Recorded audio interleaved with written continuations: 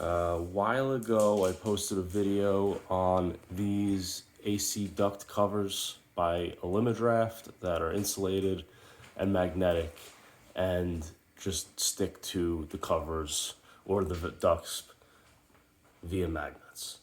I will put that in a card in the top corner of the video, and I'll link it on the end screen as well.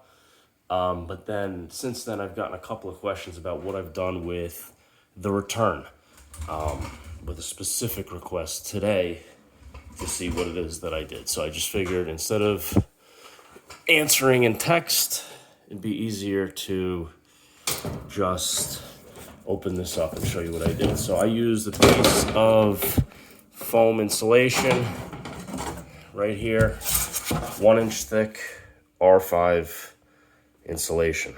I had this left over from building a insulation box around my attic stair entryway.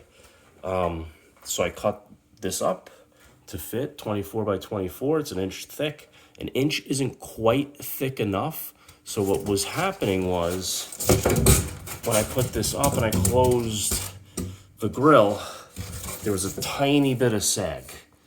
So what made up to make it perfect and sit snug up against the vent hole so that air can't pass through, I just hot glued some paint sticks on there, and that brought it level to the lip. So when this door is closed, it holds it up perfect and creates an actual seal. It's hard to do this right now with just a hand, but that's it. So I'll link both the attic vent video in the card as well as the attic stair insulation. I hope this is helpful.